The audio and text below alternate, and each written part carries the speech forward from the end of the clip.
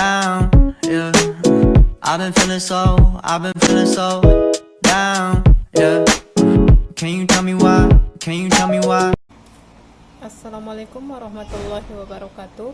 Perkenalkan, nama saya Eni Hadidah, NIM 22334028 dari Prodi Keperawatan Fakultas Psikologi dan Kesehatan Universitas Negeri Padang.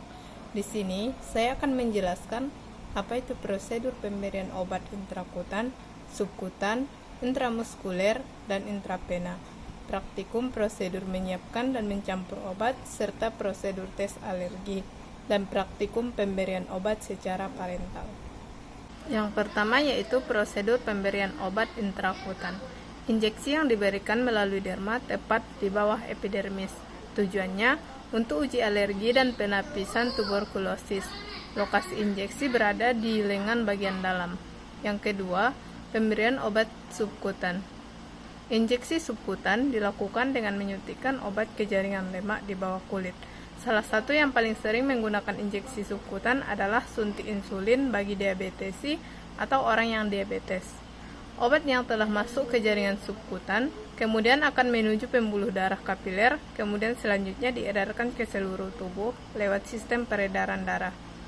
Suntikan subkutan ini biasanya dipilih jika obat yang dikonsumsi berpotensi hancur saat melalui saluran pencernaan. Berikutnya yang ketiga, prosedur pengobatan intramuskular. Cara penyuntikan intramuskular berarti menyuntikkan obat ke dalam otot. Mengingat letak otot lebih dalam dibandingkan jaringan lemak, dibutuhkan jarum yang lebih panjang untuk cara pemberian obat ini. Intramuskuler adalah metode yang paling umum dalam menyuntikkan vaksin. Biasanya, suntikan intramuskuler dipilih jika dosis obat yang diberikan lebih besar daripada suntikan yang lainnya. Cara ini dipilih untuk menghindarkan pasien dari efek samping obat yang muncul jika minum obat oral. Yang keempat, pemberian obat intravena. Injeksi intravena merupakan cara penyuntikan dengan memasukkan jarum langsung ke pembuluh darah atau vena. Obat biasanya dapat diberikan lewat satu kali suntik atau diberikan melalui infus yang tergantung. Jenis suntikan intravena merupakan cara terbaik dalam pemberian obat. Cara ini memungkinkan obat diberikan dengan dosis yang tepat. Obat yang diberikan lewat injeksi intravena juga akan masuk langsung ke aliran darah dan disebarkan ke seluruh tubuh. Dengan begitu, efek kerja obat juga lebih cepat dibandingkan subkutan dan intramuskular. Selanjutnya, prosedur menyiapkan dan mencampur obat serta prosedur tes alergi atau skin test. Yang pertama, menjelaskan pengertian ampul dan pial. Ampul adalah wadah gelas bening dengan bagian leher menyempit. Wadah ini berisi obat dosis tunggal dalam bentuk cairan. Untuk menggunakan obat dari wadah ampul ini, harus mematahkan leher ampul. Pial adalah wadah dosis tunggal atau multidosis dengan penutup karet di atasnya. Pial berisi medikasi dalam bentuk cair atau kering. Pial merupakan sistem tertutup dan harus menyuntikkan udara ke dalam pial untuk memudahkan mengambil cairan di dalamnya. Yang kedua, tujuan menyiapkan obat. Obat siap diberikan kepada pasien. Dosis obat tepat sesuai dengan instruksi dari dokter. Yang ketiga, peralatan yang dibutuhkan. Pertama ada ampul, yang kedua ada vial. Keempat, prosedur menyiapkan obat. 1. Kumpulkan supial atau peralatan di area kerja di ruang obat. Yang kedua, periksa setiap kartu formal atau huruf cetak nama obat pada label di setiap ampul atau vialnya. Ketiga, obat dalam ampul. Keempat, obat dalam vial. Caranya yang pertama, lepaskan penutup logam yang menutup bagian atas vial yang sudah tidak dipakai sehingga penyekat karet terlihat.